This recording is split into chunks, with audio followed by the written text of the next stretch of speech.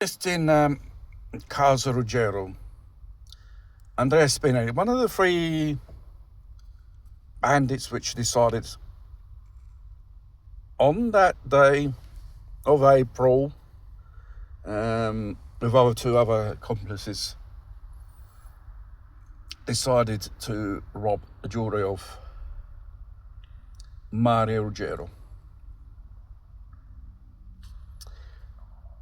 Il Foglio, the Italian tabloid, is very interesting what they discovered on this character, Andrea Spinelli, or whatever he's called.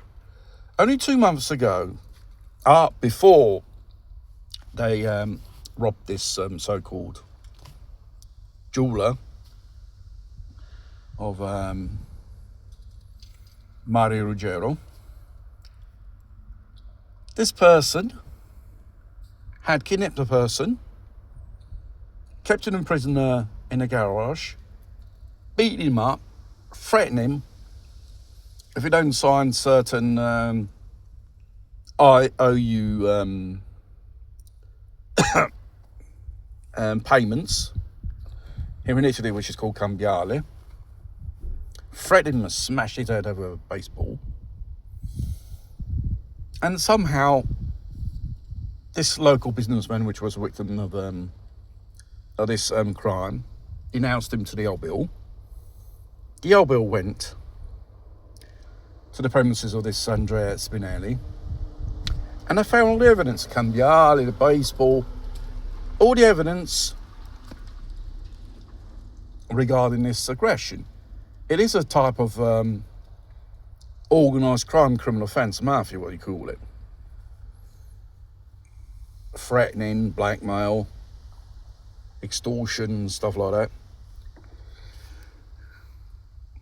The carabinieri of that town asked the district attorneys of Asti, Piemonte, for the arrest of this person because it's considered as a social,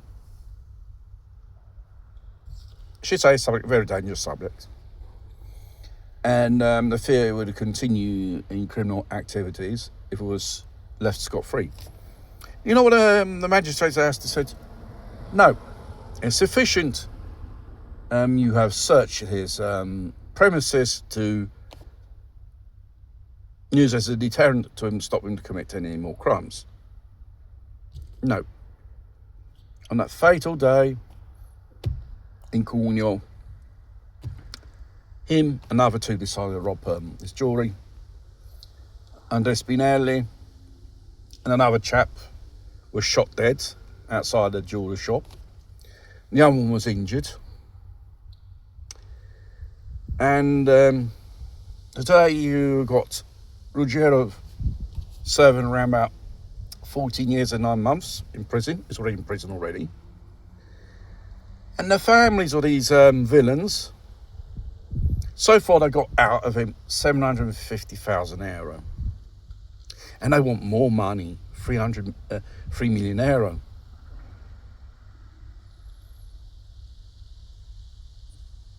If the judges would have done their job, this Andrea Spinelli would be in prison, would be still alive, and probably this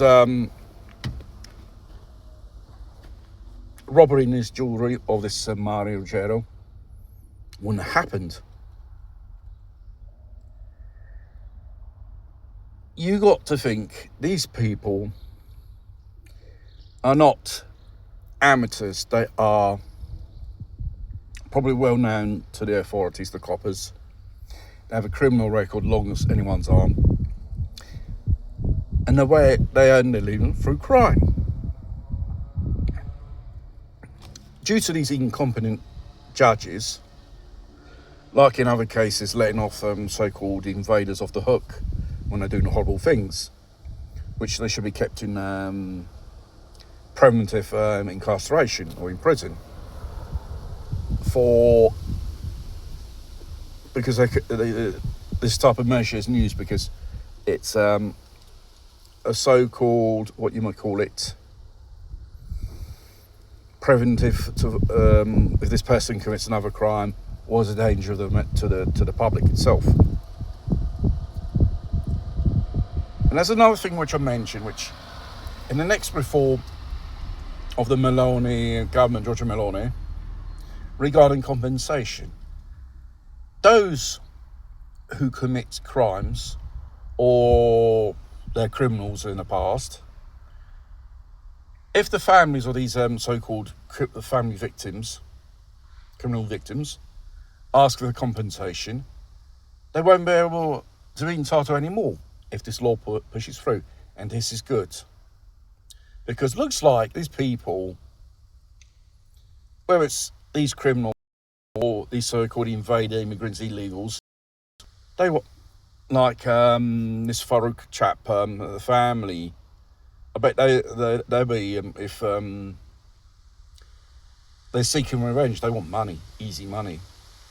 And someone turned around and said, no. This time around it won't work. You won't be entitled for compensation. And it's a pretty good thing as well. Someone, due to these people, had their life ruined. Even if it's not right, he defended himself in that way that many people say. He defended himself, he defended his business, he defended his family. You, with intent, come in that premises, or even if it's a private house, your intentions are not good. Your intent is criminal. To do harm to obtain what you want to get. And I think these people shouldn't have rights in that way. In the sense of, soon as people in a civil way to obtain a compensation, no. You're just sending only a message to other criminals, future criminals. Judges let people off the hook just like that. And an easy compensation the families of these criminals can sue these people for. I just hope these things will stop, because we should have other things to think about. Judges should be accountable of their actions, because they are politicised. They follow a political narrative.